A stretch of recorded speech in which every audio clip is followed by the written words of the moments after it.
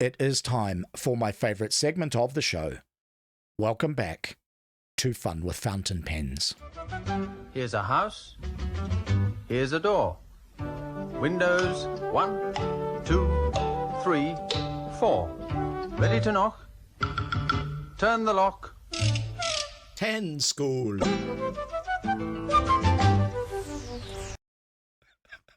All right. Okay, let me move that so that everyone can see it in portrait mode as well. All right, I have a fantastic pen for you today from one of my all-time favorite manufacturers. This is a Noodler's Neponset. Now, Noodler's is an American pen and ink manufacturer owned by this crazy libertarian dude called Nathan Tardif. What he did is come up with a whole bunch of really well-made acrylic pens that were unusual. He pretty much single-handedly reintroduced the world to flexible nibs. He did a whole bunch of different versions of pens that he developed himself that were flex nibs and three-tine music nibs and so on, and he has developed them over the last couple of decades and brought them back into fashion. Flexible nibs went out of fashion 70 or 80 years ago. Up until about the 1940s, your grandmother, great-grandmother would write with a flex nib to get line variation. Then it went out of fashion until this guy, Nathan Tardif, who was a very, very well-known ink manufacturer, started making some cool pens. Now, I have reviewed one in the past, and I thought I'd reviewed one more. But in point of fact, I was looking through my archive, and I haven't. The pen that I have reviewed in the past of his is a generation on from this Neponset. It is called the Triple Tail.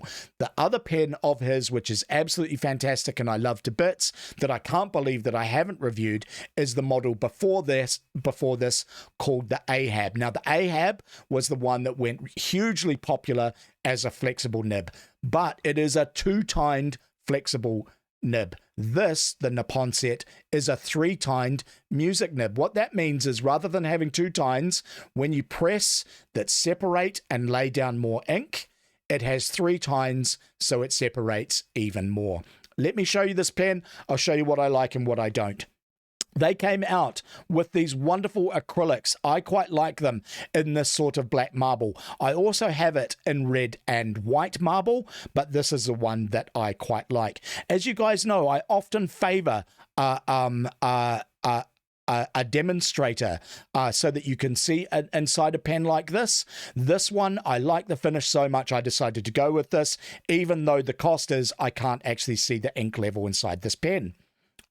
Its filling mechanism is a standard cartridge converter, although rather than being a twist model, it's just a plunger. So you pull this in and out in order to fill the pen.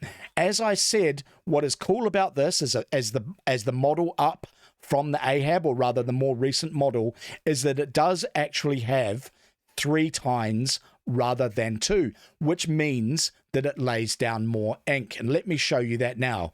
This is with just a little bit of pressure.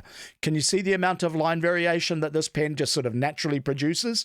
You can just write with it normally, and you get just pretty much a standard medium, maybe a bit of a broad. But when you want to, you can lay down the pressure and get some serious amount of line variation. This makes the pen very, very attractive because it means you can use it as an everyday writer, but when you really want to, you can lay down some ink. Of the pens from Noodler's, I think the Neponset is a good choice, although I have to say the more recent pen, the Noodler's Triple Tail, is just a little bit more polished. I think that some of the design decisions that some of the design lessons that he got from releasing this pen were included in the Triple Tail. I think in general the Triple Tail is probably a better pen, but what I like about this one is it is slightly smaller, and just for me it fits in my hand. All right, the other thing is that when I'm using a pen like this with a flex nib, you'll often hear me talk about how I'll use them with inks that have got sheen and are multicolored. And I do things with them like I'll write greeting cards and Christmas cards, because when you're doing this sort of like calligraphy type writing with a lot of line variation, it is quite attractive thing to do for more sort of formal correspondence.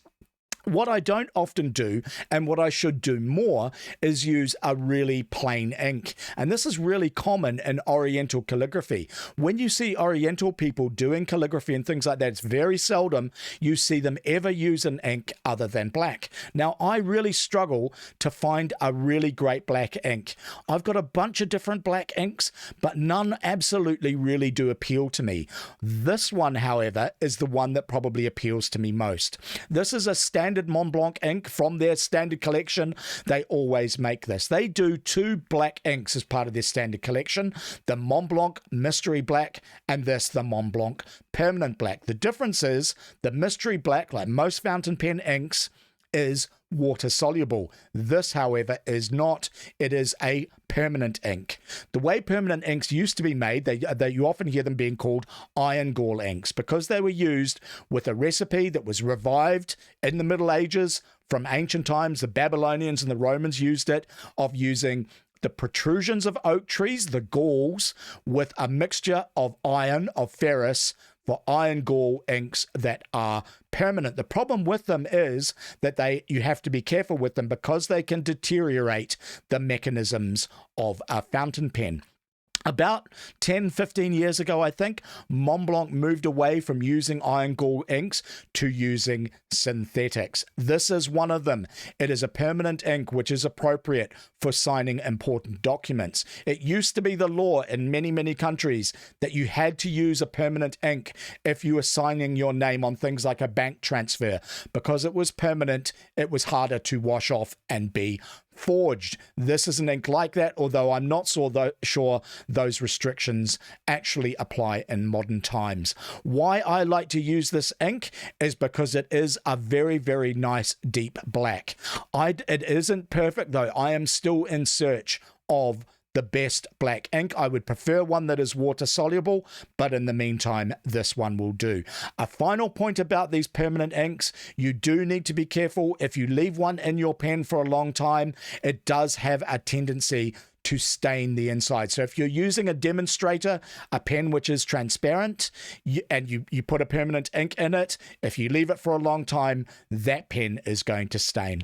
All right, so that is the pen for this week. From the United States, we have a Noodler's 3-tined music nib Neponset. Wonderful, wonderful pen, although I think that on balance, the Noodler's Triple Tail is better. And from Germany, we have Montblanc's Permanent Black. I hope you found that interesting, guys. This was another episode of Fun with Fountain Pens. I've got about 15 minutes left in the episode. Going to catch up on some comments from the chat. You are watching SimonTV.